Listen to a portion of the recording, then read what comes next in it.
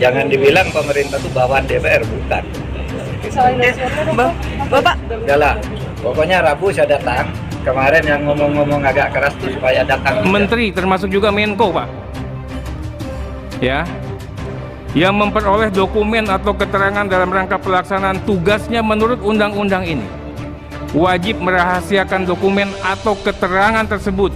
Sebelum kita mulai lebih lanjut, mohon untuk subscribe channel ini agar lebih bersemangat lagi dalam menyuarakan fakta-fakta keadilan di negara Republik Indonesia. Saya sudah dapat laporan yang pagi tadi terbaru malah ada pergerakan mencurigakan sebesar 300 T di lingkungan Kementerian Keuangan yang sebagian besar ada di Direktorat Jenderal Pajak dan Bea Cukai.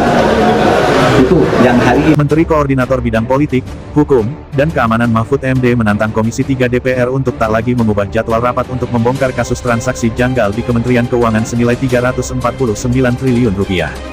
Selaku Menko Polhukam dan Ketua Komite Koordinasi Nasional Pencegahan dan Pemberantasan Tindak Pidana Pencucian Uang, Komite TPPU, Mahfud mengaku siap untuk berbicara di hadapan para anggota Dewan di ruang rapat Komisi 3 pekan depan. Bismillah, mudah-mudahan Komisi 3 tidak maju mundur lagi mengundang saya, Menko Polhukam Ketua KMPP TPPU.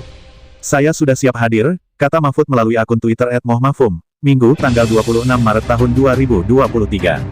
Dalam cuitannya itu, ia turut menyebut nama-nama sejumlah anggota Komisi 3 DPR supaya tidak beralasan absen saat rapat kerja dengannya nanti untuk membongkar transaksi gelap itu.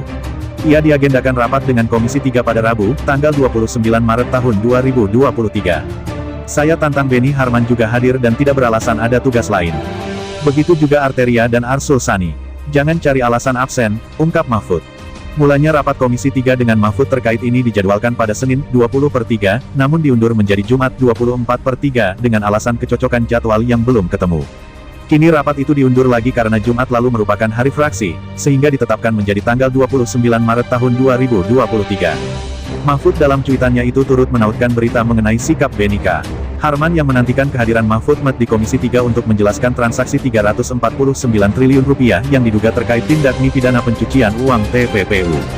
Anggota Komisi 3 DPR RI Demokrat Beni Harman dalam berita itu mengatakan dirinya akan menyambut Mahfud di Komisi 3 DPR dengan tangan terbuka dan gembira. Beni ingin Ketua Komite TPPU itu berani membongkar pihak-pihak yang terlibat transaksi janggal 349 triliun rupiah. Coba tunjukkan.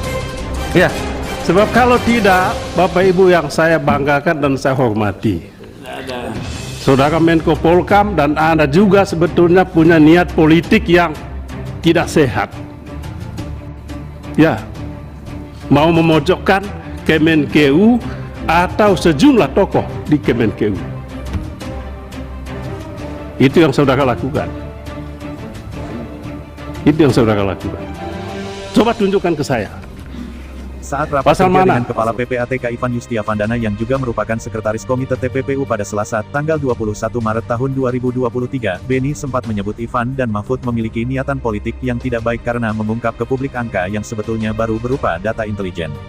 Data 349 triliun rupiah itu sebatas laporan hasil analisis dan laporan hasil pemeriksaan PPATK, belum sampai ke tingkat bukti hukum.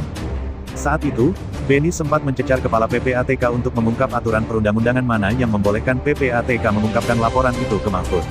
Sebab, pasal 47 UU TPPU hanya membolehkan PPATK melaporkan ladap LHP-nya kepada Presiden dan DPR.